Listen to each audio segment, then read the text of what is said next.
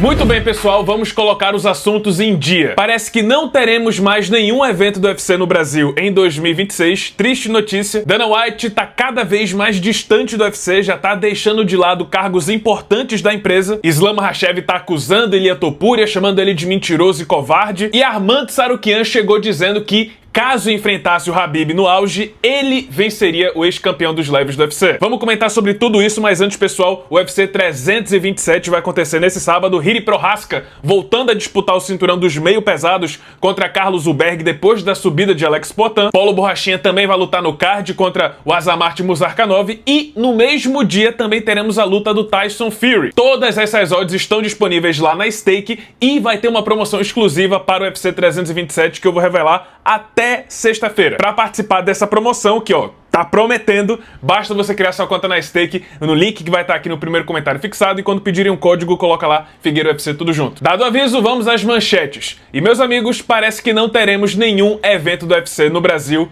em 2026. Essa é a triste novidade que foi apurada pelo repórter Guilherme Cruz, que compartilhou há poucos dias atrás que, apesar do sucesso do evento no Rio de Janeiro com o Charles do Bronx e o crescente número de estrelas brasileiras no atual elenco do UFC, parece que a organização não tem mais planos de voltar ao Brasil, pelo menos esse ano. E o que acabou pesando na balança foram fatores financeiros, a baixa arrecadação na venda de ingressos com a moeda local e o pouco incentivo do governo, que não está promovendo tanto assim o MMA e o UFC. E é, claro, uma grande decepção, principalmente porque a notícia anterior era de que teríamos 2 eventos no Brasil em 2026, um Fight Night e um evento numerado. E joga água no chope dos planos do Charles, que planejava fazer um evento numa arena de futebol lá em Curitiba, onde ele e Poatan lutariam nas principais lutas. Mas olha, nada impede ainda o UFC de mudar de ideia e fazer pelo menos um evento no Brasil ainda em 2026. Até porque a gente mal finalizou o primeiro semestre, tem muitos eventos ainda que estão sendo planejados e que podem mudar. Pode ser que ainda abra uma vaga ali, pode ser que as estrelas se alinhem e o UFC queira fazer um evento aqui,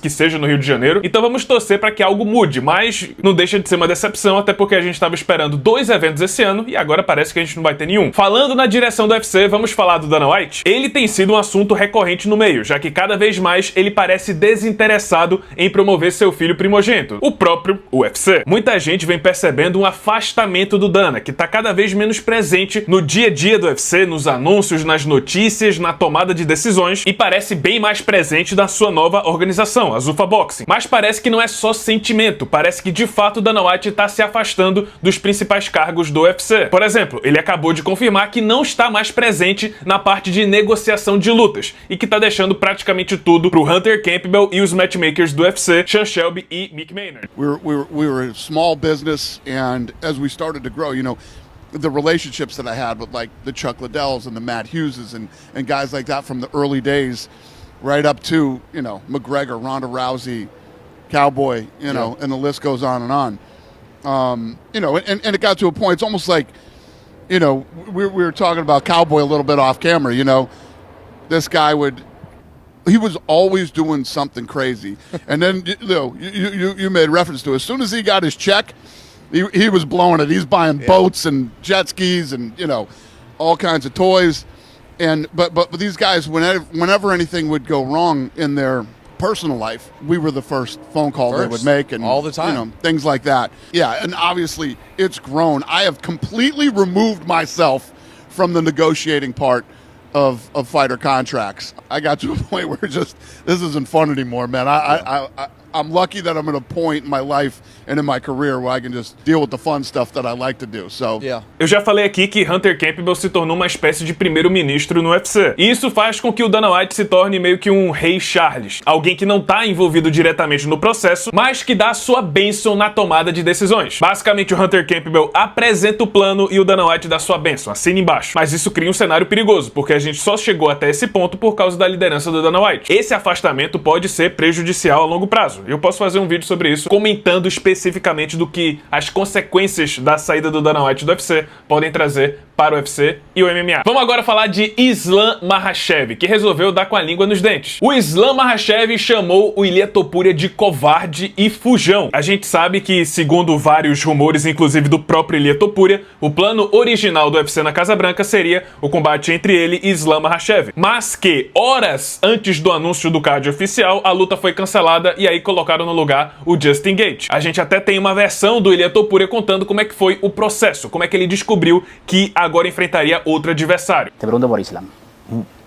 ¿Tú te fuiste a dormir sabiendo que ibas a Sabiendo pelear y con pensando que iba a pelear con Islam. Islam? ¿Y te despertaste? Me desperté, no, me despertaron con muchas llamadas al teléfono de que iba a ser en contra de Justin. ¿Te decepcionó un poco? Es lo que te digo, no involucro mis sentimientos ni emociones en cosas que están fuera de mi control, ¿sabes? ¿Por qué Islam no pelea contigo? Porque ya en las 155 tuvo la opción. No lo sé, gente rara, gente extraña, no lo sé. Mas agora o Islam Makhachev resolveu dar sua versão da história, escrevendo o seguinte no Twitter: "Estou cansado de ouvir histórias inventadas do Topuria e da equipe dele. Recebi a ligação e aceitei a luta na Casa Branca. No dia seguinte me disseram que ele pediu uma bolsa irreal. O UFC recusou e ele desistiu. É só isso, nada mais. Você desistiu e sabe disso." Interessante que ainda no Twitter o Islam Makhachev também comentou que não era o Ali Abdelaziz escrevendo aquele tweet naquele dia, ou seja, ele basicamente confirmou aquela grande teoria de que sim, o Ali Abdelaziz pega o Twitter dos seus atletas e escreve nas palavras dele, e não do próprio atleta. Mas enfim, toda essa história do Islam Makhachev tá muito confusa. O Ilia Topuria foi quem desistiu da luta, sendo que ele ainda vai lutar na Casa Branca contra o Justin Gaethje. Então o Topuria era plano A e B ao mesmo tempo, ficou meio estranho. E outra coisa que tá bem incerta é o futuro do Islam Makhachev, porque uma hora a gente escuta que ele tá lesionado, depois ele posta vídeo mostrando que não tá lesionado, depois o empresário dele fala que ele vai lutar em julho, o Dana White fala que ele vai lutar em agosto. A gente tá passando pelo primeiro semestre de 2026 e nada do campeão da divisão mais competitiva do UFC na atualidade, e é bem provável que esse cara só lute uma vez em 2026, sendo que a categoria dos meio-médios está no seu auge competitivo. Tá tudo muito estranho nessa divisão. E olha só, Arman Tsarukyan disse que poderia vencer o Khabib Nurmagomedov se os dois se enfrentassem no auge. Em entrevista pro Hawid Yusuf, o armeno, que é um dos principais nomes da categoria dos leves, resolveu levantar uma discussão, se colocando acima do Khabib Nurmagomedov e dizendo que poderia bater o lendário lutador russo. Abre aspas para o Arman: "Eu acho que o venceria por decisão. Eu sou um lutador bem mais completo do que ele." E olha, de fato, eu acho que o Arman é sim, de certa forma, mais completo, porque ele tem uma trocação melhor do que o Khabib e também tem uma boa luta agarrada. Mas olha só, a gente precisa lembrar o que é que aconteceu quando ele enfrentou o Islam Makhachev. O Islam Makhachev bateu ele na própria especialidade, na luta agarrada. Mesma coisa, inclusive, quando ele perdeu para o Matheus Gamrot, que também superou o armeno na luta agarrada. E por mais que o Khabib seja pior na trocação do que todos esses que eu citei, quando a gente fala de atletas que enfrentaram tanto o Islam quanto o Khabib, o consenso é de que a luta agarrada do Khabib é bem superior à do atual campeão dos meio-médios. O próprio Dustin Poirier, que enfrentou o Islam Makhachev e o Khabib ambos no auge, disse que a força do Khabib, a pegada dele na luta agarrada é absurda, é como lutar contra um peso pesado. Ou seja, na minha opinião, o Arman Tsarukyan poderia sim dar muito trabalho pro Khabib, porque iria oferecer uma certa resistência na luta agarrada, mas no fim do dia eu acho que a vitória seria do ex-campeão dos leves. Poderia ser uma luta chata, sem muita emoção. Talvez o Tsarukyan conseguisse espremer um round, mas no geral eu acho que o Khabib Nurmagomedov é bem superior. Mas eu concordo com esse ponto do Arman, que de fato ele é mais completo do que o russo. Mas em uma luta valendo, acho que o Khabib venceria. E é isso, pessoal, esse foi o vídeo, espero que tenham gostado. Se você gostou, deixa seu like, se inscreve no canal, já ativando o sininho das notificações para não perder o próximo conteúdo. É isso, muito obrigado por terem assistido e até a próxima.